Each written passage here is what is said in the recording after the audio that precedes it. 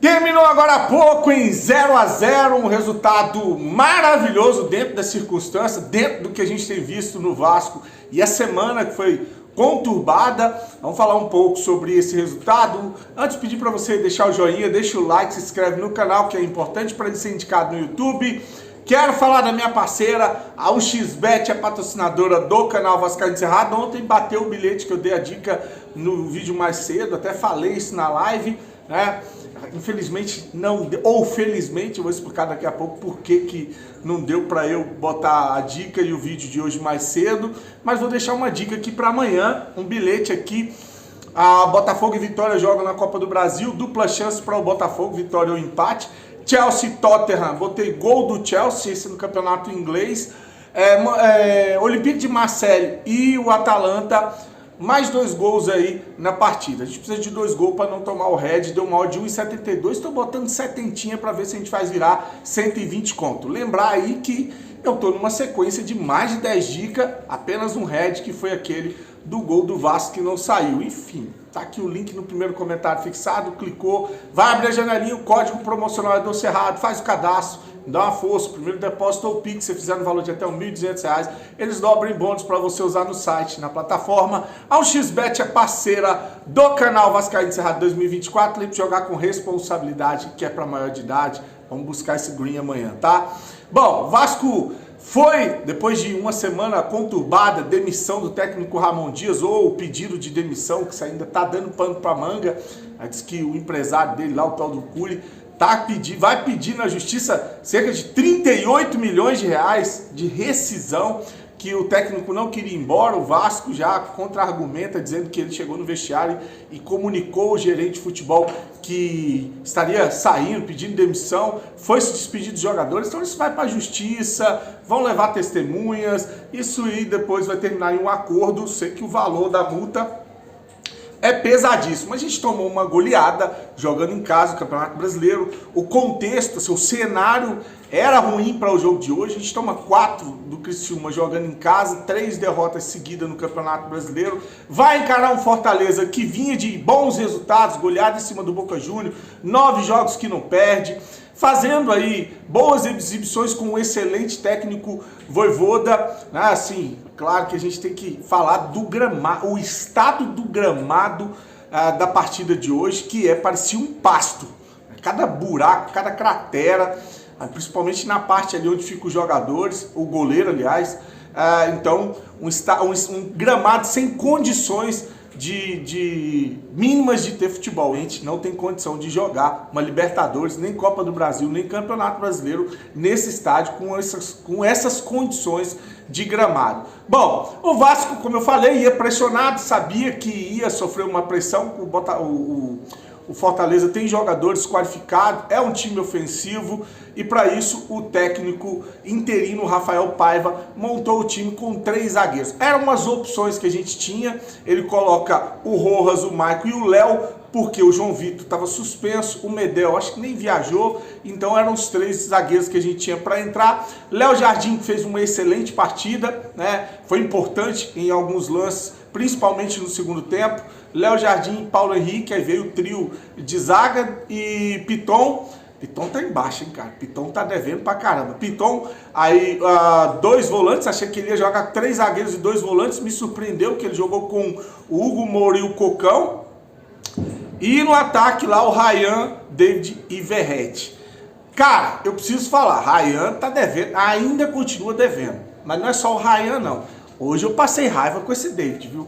Teve um lance no primeiro tempo, no finalzinho do primeiro tempo, que o volante, não sei se foi o Cocão ou o Hugo Moura, rouba a bola, toca pra ele e entra sozinho. Era só tocar pro cara, ele nem tocou, nem finalizou, nem fez porra nenhuma. No segundo tempo já começou com uma bola que era pra ele fazer um lançamento, uma enfiada, ele dá uma pedrada quase que pra fora do estádio.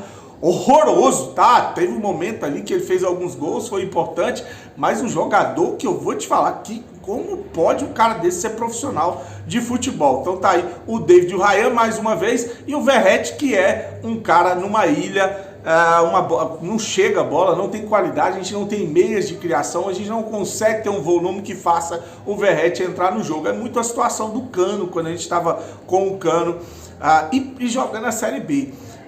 Então, esse foi o primeiro tempo. Segundo tempo entra o Galdames, o Esforza, o Rossi e o Adson. A gente teve algumas jogadas de contra-ataque interessante com as puxadas. O Adson quase fez um gol, o Rossi entrou com muita vontade, o Esforza, o Galdames.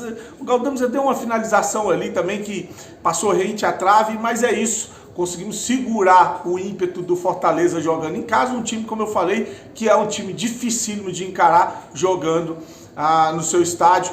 Um empate que é muito importante para o Vasco jogar em São Januário. Imagina se a gente perde hoje e toma uma porrada de 2, 3, como foi o jogo contra o Criciúma, 4, já saía hoje do Ceará eliminado da Copa do Brasil. Ia jogar só para cumprir tabela. E o Vasco vai encarar o Fortaleza no dia 21/5, tá? Vasco e Fortaleza no dia 21/5. Antes tem 3 jogos. Agora domingo encara o Atlético Paranaense jogando lá. Depois vai encarar no próximo domingo o Vitória em São Januário. Pega o Flamengo no dia 18/5 e no dia 21/5 é o jogo da volta entre Vasco e Fortaleza. É uma sequência complicada, tirando ali o Vitória. O Vitória joga, acho que joga amanhã contra o Botafogo, até falei no bilhete, né? Tirando esse jogo contra o Vitória em casa, apesar de que mais um jogo, mais um adversário direto na briga contra o rebaixamento, o Vitória jogando em São Januário.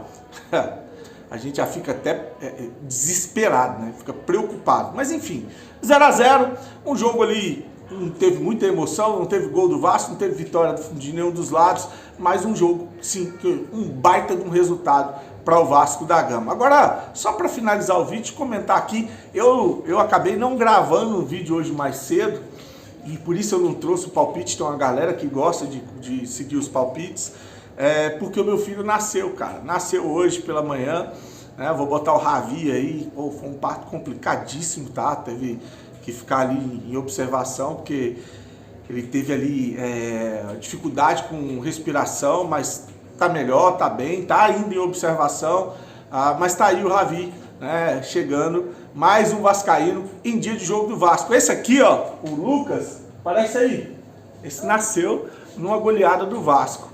Agora o Ravi nasce em um jogo que tinha tudo para ser um dia ruim, mas a gente consegue um resultado legal. Então o Ravi aí, mais um vascaíno pra família. Bom, para finalizar, eu não podia deixar de falar do balanço, né? Ainda não destrinchei, talvez eu faça uma live para a gente trazer alguém para explicar sobre esse balanço, mas algumas coisas chamam a atenção. Primeiro, o balanço do clube que não saiu, né? A desculpa de que o problema é do Salgado, a bagunça de sempre.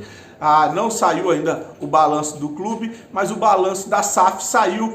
E, como eu falei, algumas coisas chamam a atenção. O faturamento, que eu vi aí, gente se gabando que o Vasco faturou 350 milhões, coisa que não faturava há 7, 8, 10, 50 anos. Cara, 350 milhões a gente fatura com venda de jogadores. O principal foi venda de jogadores. Claro, teve lá, né, a venda dos direitos, 20% do direito de TV pelos próximos 50 anos, antecipando receita, que já inclusive entrou no Vasco. O balanço do Campelo, por exemplo, de 2018, traz um faturamento de 340, 350 milhões de reais. 2018, associativo, pandemia, sem vender um jogador, 350 milhões de reais. Como que uma SAF 2023, com bilheteria, o que eles venderam aí de jogador, né? Com premiação de Campeonato Brasileiro, com tudo que a gente viu aí, como que fatura só 350 milhões e ainda tem gente que vai para as redes sociais comemorar.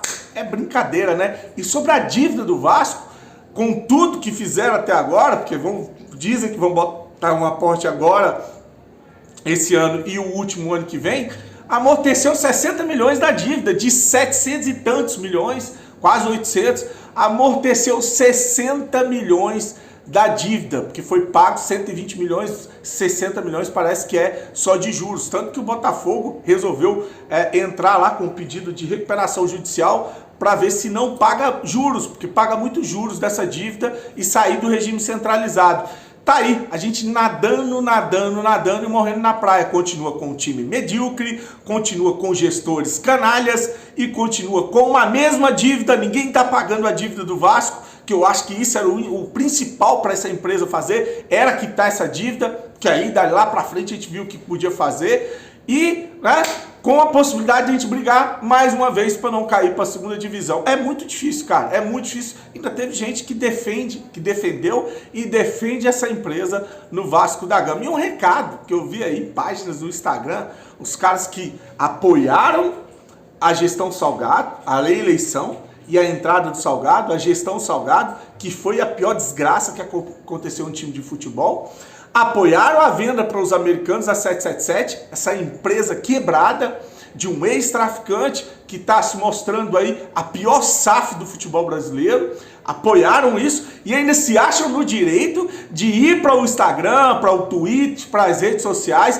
fazer publicação cagando goma, dizendo o que o Vasco tem que fazer ou não, se tem que desfazer o negócio com a 777 e o que tem que fazer depois se desfazer o negócio com a 777. Essas pessoas deviam ter um mínimo de vergonha na cara e não falar absolutamente nada, ficar calado, não publicar nada. Eu teria vergonha. Eu apoiei um projeto político que não entrou no Vasco. Vamos acreditar que lá não tivesse rolado a sacanagem na eleição e tivesse entrado. E o projeto tivesse sido um fiasco. E eu tivesse passado a vergonha. Pô, apoiei um projeto que foi uma furada para o Vasco. Eu ia ficar em canal, em rede social, cagando goma ou dizendo o que o Vasco tem que fazer? Eu ficaria com vergonha, ficaria na minha, caladinho, uma coisa que esses pilantras, esses canalhas não fazem porque não tem um pingo de caráter ou de sentimento pelo Vasco. Essa aqui é a realidade. Só querem ficar aí aparecendo em rede social para ganhar visualização.